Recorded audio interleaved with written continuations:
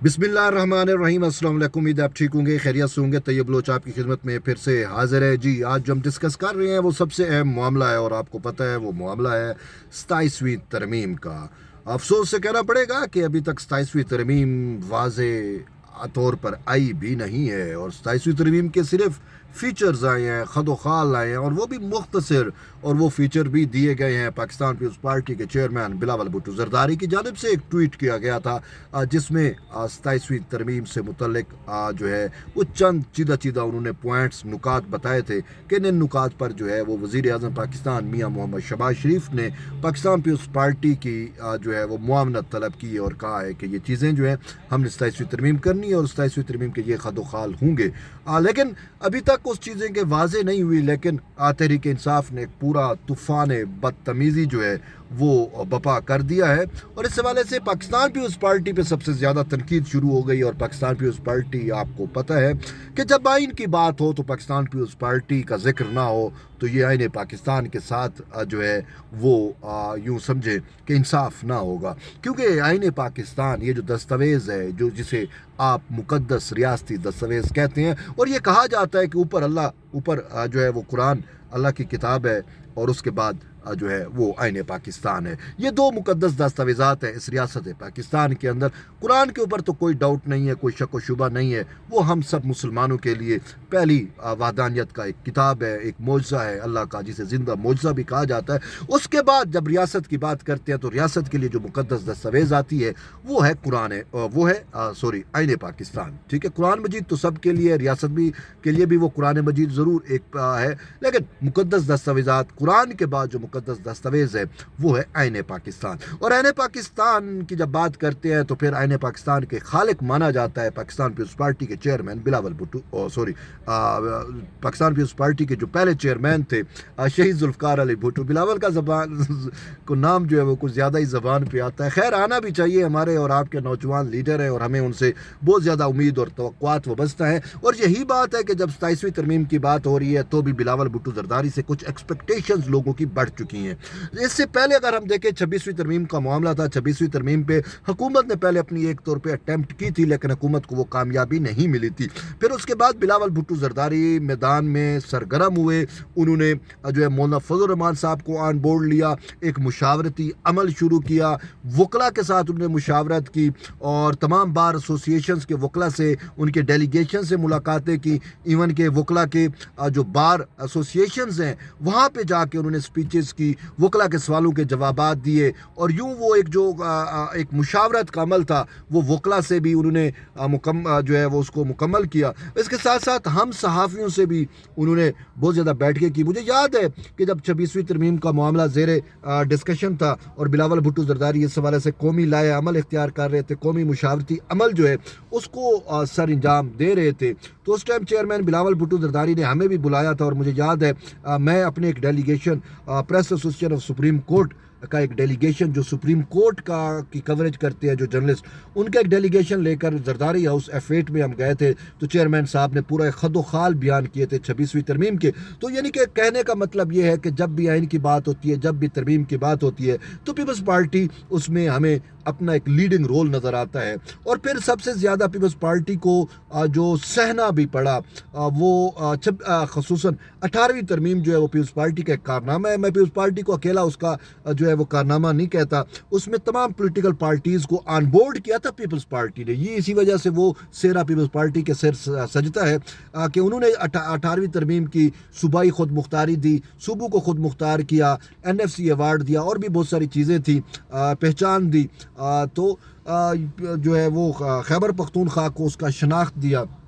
छोटी कौमों की पीपल्स पार्टी ने उनको तहफ़्फ़ुज़ दिया, कॉन्स्टिट्यूशनली तहफ़्फ़ुज़ दिया, उनको मालियात में जो है एक मईशत में जो है उनको उनका ड्यू शेयर देने की कोशिश की। तो ये पीपल्स पार्टी का कारनामा है। लेकिन अब जब हम 27वीं तरमीम की बात करते हैं तो उसमें ये बात कही जाती है कि NFC ایوارڈ پہ بھی کٹ لگے گا, NFC ایوارڈ میں جو صوبوں کا حصہ ہے وہ کم ہوگا, وفاق کو پھر سٹرانگ کیا جا رہا ہے. تو اس حوالے سے بہت زیادہ چہمگویاں ہو رہی ہیں اور کہا جا رہا ہے کہ کیا کہیں پیپلز پارٹی اپنی اسی 18ویں ترمیم جس کا وہ کریڈٹ بھی لیتی ہے, جو اس کا سہرا پیپلز پارٹی کے سہرا ہے, کیا وہ اس کو رول بیک کرے گی. بات یہ ہے کہ میں اس کو یوں سمجھتا ہوں کہ کوئی رول بیک نہیں کر سکتا. 18ویں ترمیم ہو گئی ہے, اب اس میں کچھ چینجنگ بھی کرنی ہے, تو وہ آئین سازی میں آئین جب بن جاتا ہے تو آئین کو اگر تبدیل کرنا بھی ہو تو پھر اس کے لیے ترمیم لانی پڑتی ہے. تو یہ کہا جا رہا ہے کہ یہ جو 27ویں ترمیم ہے اس میں جو 18ویں ترمیم تھی اس کے چند چیزوں کو تبدیل کیا جائے گا, جس میں مین چیز یہ ہے کہ جو NFC میں صوبوں کا حصہ ہے اس میں تبدیلی آئے گی. دوسرا یہ ہے کہ سب سے اہم چیز ایجوکیشن سیکٹر جو ہے یہ صوبائی میٹر تھا, صوبوں کو دے دیا گیا تھا تعلیم کا, تو یہ بھی واپس وفاق میں آئے گا. پھر منصوبہ بندی کا جو میٹر ہیں وہ بھی اب بھی وفاق کے پاس آئیں گے. تو بہرحال ابھی ان چیزوں پہ جو ہے مشاورت ہوگی, کتنا پیپلز پارٹی کیا ان کو ایکسیپٹ کرتی ہے, کیا کرتی ہے, تو یہ چیزیں جب میچور ہوں گی تو ہی پتہ چلے گا. پھر ایک اور میٹر ہے آئین کے آرٹیکل 243 کا. آئین کا آرٹیکل 243 یہ کہتا ہے کہ آئین پاکستان میں اس میں آئین کے آرٹیکل 243 میں سپریم کمانڈر جو ہے وہ صدر مملکت ہیں, اور صدر مملکت جو ہے وہ اپوائنٹمنٹ بھی کرتے ہیں مطلب تینوں سروسز چیف کی, جس میں نیوی ہیں, اپنے آرمی کے ہیں اور فضائیہ کے ہیں. تو اس میں بھی کہہ رہے ہیں کہ جی کمانڈ مطلب چینج کیا جائے گا, اور اس میں مدعا یہ کہا جا رہا ہے جی وہ فیلڈ مارشل سید عاصم منیر کی بابت بتایا جا رہا ہے کہ یہ supreme commander field marshal Asim Munir کو بنایا جائے گا.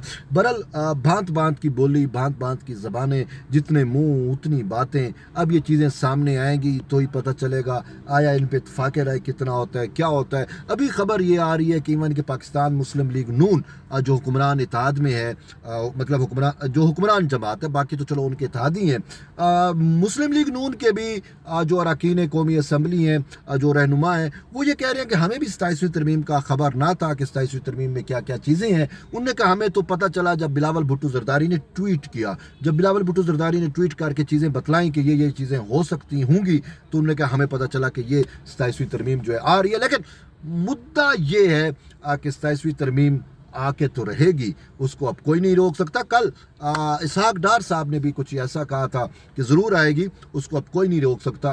لیکن اس میں ایک اور معاملہ جو ہے وہ بڑا اہم ہے, ٹائمنگ کی بات ہو رہی ہے, اور جو ہے اس میں ایک تو فیلڈ مارشل سید عاصم منیر کی ایکسٹینشن کی باتیں لوگ جو ہے اہم ہی گھڑ رہے ہیں, جبکہ آئین کی روح سے ان کو ایکسٹینشن نہیں, ان کو پرماننٹ کر دیا گیا ہے, اور وہ 2027 تک ہیں ان کی ترتیب جو ہے, اور وہ ان کا ایفیکٹ جو ہے آرمی ایکٹ میں جو تبدیلی کی گئی تھی اس کا ایفیکٹ شروع سے ہی ہے, 1952 سے اس کا اطلاق ہے. تو اسی وجہ سے وہ تو ایک خارج از امکان ہے, جو مسیح کی باتیں کر رہے ہیں وہ صرف پراپیگنڈا ہے اور کچھ بھی نہیں ہے, جبکہ حکومت کی جانب سے بہت پہلے ہی ان کو مدت ملازمت میں توسیع دے دی گئی تھی, اور اس کا اطلاق ماضی سے بھی ہو چکا ہے, اس کے لیے کوئی نئے نوٹیفیکیشن کی ضرورت نہیں ہے.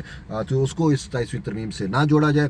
لیکن اس کے ساتھ ساتھ 27ویں ترمیم میں سب سے اہم مدعا, اہم مقصد جو میرے اور آپ کے لیے سب سے زیادہ امپورٹنٹ ہوگا, یوں تو پوری کی پوری ترمیم بڑی امپورٹنٹ ہے کہ ہمارے آئین پاکستان میں تبدیلی ہونے جا رہی ہے, لیکن جو سب سے اہم چیز ہوگی وہ اہم چیز ہے جوڈیشری. ٹھیک ہے, جوڈیشری میں اب کیا ہونے جا رہا ہے کہ کانسٹیٹیوشنل بینچ بنا. کانسٹیٹیوشنل بینچ کا آپ کو علم ہے کہ وہ بھی 26ویں ترمیم کے تحت بنایا گیا. پی ٹی آئی کا جو انپٹ تھا اس کی وجہ سے وہ 26ویں ترمیم میں کانسٹیٹیوشنل بینچ بنا, ورنہ مقصد, مدعا اور تقاضا یہ تھا کہ فل فلیج کانسٹیٹیوشنل کورٹ بنتی. لیکن اس کے باوجود پی ٹی آئی کی بات مانی گئی اور کانسٹیٹیوشنل بینچ بنایا گیا, لیکن اس کے باوجود پی ٹی آئی اپنی منافقت سے باز نہیں آئی, اور اب بھی وہ 26ویں ترمیم کے خلاف اس نے پراکسی پٹیشنیں دائر کرائیں سپریم کورٹ میں, اور اب بھی 26ویں ترمیم پہ پی ٹی آئی جو ہے وہ روڑے اٹکا رہی ہے اور جو ہے رولا ڈال کے بیٹھی ہوئی ہے. تو تبھی جو ہے اب جب ایسی منافقت ہو تو پھر ایسا بندہ ان کو صاف ذرا ہے کہ ویٹ لیس ہو جاتے ہیں, پھر ان کو کوئی وزن نہیں دیتا, منافق لوگوں کی کوئی اہمیت نہیں ہوتی جب ان کی منافقت آشکار ہو جائے. تو پی ٹی آئی کی بھی آئین سازی پہ منافقت آشکار ہو چکی ہے. تو اب 27ویں ترمیم میں وہ ساتھ دیں نہ دیں کوئی فرق نہیں پڑتا, हुकूमत का कोशिश होगा, 27वीं तरमीम लाने वालों का कोशिश होगा कि बामानी मुशावरत को यकीनी बनाया जाए ताकि आइन साजी का अमल जो है वो जितना इत्तफाक राय से हो उतना बेहतर होता है। लेकिन PTI माने ना माने, उसके माने ना माने से फ़र्क नहीं पड़ता। हुकूमत के पास 2/3 है, पीपल्स पार्टी भी मिल जाती है तो हुकूमत ईजिली कर सकती है। और इसमें मौलाना फजल रहमान का वो ब्लैक मेलिंग टैक्टिक्स भी नहीं होगा, क्योंकि मौलाना फजल रहमान ने पहले ब्लैक मेलिंग किया था 26वीं तरमीम पे। बिलावल भुट्टो जरदारी के 5 से 7 विजिट मौलाना साहब के घर के वो आपके सामने हैं। वो बार बार बिलावल साहब मतलब इधर से जाते थे, कराची में उन्होंने जलसा, हैदराबाद में जलसा किया और जलसा करके फिर फौरी, यानी कि इधर से गए हैदराबाद में जलसा किया, फिर वहाँ से फौरी वापस आए। मुझे याद है मैं वहाँ पे मौलाना फजल रहमान के घर के सामने मौजूद था कि वो वहाँ पे गए और उन्होंने जाके वहाँ पे मौलाना फजल रहमान से बात की 26वीं तरमीम के मामले पर। मुझे याद है कि जब बिलावल साहब आए और खुसूसन जब निकल रहे थे तो मुझे देख के उन्होंने हाथ का इशारा किया, तो मैंने कहा सर क्या हुआ, तो वो शीशा बंद था तो उन्होंने विक्ट्री का निशान बनाया। तो इंशाल्लाह अब 27वीं तरमीम पे भी हम और आप और ये सिस्टम जो है विक्टोरियस होगा और इसके खिलाफ जो प्रोपेगेंडा कर रहे हैं उनको मुंह की खानी पड़ेगी। लेकिन यहाँ पे मेरा मुद्दा मकसद ये है कि 27वीं तरमीम जो है वो इत्तफाक राय से होनी चाहिए। मैक्सिमम जो पॉलिटिकल पार्टीज़ हैं उनको ऑन बोर्ड लिया जाना चाहिए। लेकिन इसमें सबसे अहम चीज़ है का फुल फ्लेज कॉन्स्टिट्यूशनल कोर्ट का क़याम। वो मैं आप सब चाहते हैं कि फुल फ्लेज कॉन्स्टिट्यूशनल कोर्ट हो। कुछ लोग इस हवाले से ब्लैकमेल कर रहे हैं, कुछ लोग जो है वो क्या कहते हैं दूर की ला रहे हैं कि नहीं जी ये बेहतरीन सिस्टम चल रहा है कॉन्स्टिट्यूशनल बेंच। नथिंग भाई, दुनिया में कॉन्स्टिट्यूशनल बेंच भी हैं लेकिन सबसे ज़्यादा जो कंसेप्ट है, जो सबसे ज़्यादा बात होती है वो फुल फ्लेज कॉन्स्टिट्यूशनल कोर्ट की होती है। कॉन्स्टिट्यूशनल कोर्ट मेरे नज़दीक, बिलावल भुट्टो जरदारी के नज़दीक और आइन साजों के नज़दीक जो मैं समझ रहा हूँ कि full fledge constitutional court Pakistan की ज़रूरत है, वक्त की ज़रूरत है और वो उसको अभी फुल फ्लेज कॉन्स्टिट्यूशनल कोर्ट कायम करनी चाहिए। और ईमानदार जजेस, ये जो जज हैं जो रोल प्ले करते हैं, जो दर्जीपुना करते हैं आइन के साथ, जो मनमानी तशरीह करते हैं, जो एक सहूलतकारी करते हैं, जो अपने हलफ को एक साइड पे फेंकते हैं, जो आइन को एक साइड पे फेंकते हैं, उनको उनका रास्ता रोकना भी ज़रूरी है और उनका तदारुक ज़रूरी है। खुसूसन जिसको आप ईमानदार जजेस कहते हैं, जिसको मैं पॉपुलिस्ट अप्रोच वाले जजेस कहता हूँ, उनकी हौसला शिकनी ज़रूरी है। तो उसके लिए भी जो है वो तरमीम में यानी 27वीं तरमीम में कुछ ना कुछ होना ज़रूरी है। और सबसे अहम चीज़ ये है कि उसमें जजेस के तबादले की भी बात की गई है। अब जजेस का तबादला ऑलरेडी होता है लेकिन उसके लिए सदर मुमलिकत को इख्तियार है, लेकिन सदर मुमलिकत होली सोली अपने इख्तियार इस्तेमाल नहीं कर सकते। अब जिस जज का तबादला होना है उससे उसकी मंशा पूछनी है, जहाँ पर तबादला होना है उसके चीफ जस्टिस से पूछनी है, जिस जगह से तबादला हो रहा है उसके चीफ जस्टिस। तो एक लंबा थका देने वाला प्रोसेस होता है। तो इसमें बात यह है कि जब किसी सरकारी मुलाजिम को उठा के कहाँ से कहाँ फेंक दिया जाता है तो उससे कोई तो राय ली नहीं जाती। तो मैं भी अब सर्विस ऑफ पाकिस्तान में आते हैं जजेस भी, जुडिशरी भी, ये भी अपनी सर्विस दे रहे हैं ना तो पाकिस्तान को, तो ये सर्विस ऑफ पाकिस्तान में आते हैं। तो इस वजह से वो जो वहाँ पे असूल लागू हैं इन पे भी होने चाहिए। सदर मुमलिकत का मर्जी है वो जिस जज को जहाँ से उठाए और जहाँ पे जो है वो तबादला कर दे। मेरे ख्याल में ऐसा कुछ भी होना चाहिए। तो बहरहाल ये चीज़ें डिबेट में हैं। टाइमिंग की बात करते हैं तो 30 नवंबर से पहले तो इसने हो जाना है। बिलावल भुट्टो जरदारी के बकौल कि वो 5 नवंबर को वापस आ रहे हैं। इस टाइम वो दोहा कतर में है। आसिफ अली जरदारी साहब भी वहाँ पे है, बीबी आसफा भी वहाँ पे है, चेयरमैन बिलावल भुट्टो जरदारी भी वहाँ पे है। अब उनके बकौल वो वापस आएंगे और उन्होंने 6 नवंबर के लिए सेंट्रल एग्जीक्यूटिव कमेटी CEC का इजलास भी तलब किया है। अब इस इजलास में जो है 27वीं तरमीम पे डिस्कशन होगा, उसके बाद फैसला होगा कि 27वीं तरमीम में पीपल्स पार्टी जाती है नहीं जाती, सपोर्ट करती है नहीं करती, कौन सी शराइत पे करती है। तो बहरहाल ये अब वक्त ही बताएगा। 6 नवंबर जब आएगा पता चलेगा कि CEC में क्या हुआ। लेकिन अब तक के लिए ये अहम डेवलपमेंट्स है। आप इन सारी चीज़ों को कैसे देखते हैं? माहौल बड़ा गर्म होने वाला है। मैं यहाँ पे फिर से कहूँगा कि 27वीं तरमीम में कहीं ना कहीं PTI के से मुतल्लिक भी एक शिक ज़रूर होनी चाहिए कि ये फाशिस्ट जमात को जो है वो बैन कर देना चाहिए। अगर TLP बैन हो सकती है तो PTI क्यों नहीं हो सकती? ये मेरा आपसे सवाल है। आप इस सवाल को कैसे देखते हैं? अपना फीडबैक और अपना जवाब ज़रूर दिए। मिलते हैं एक नई वीडियो में, तब तक इजाज़त दें। अल्लाह हाफ़िज़।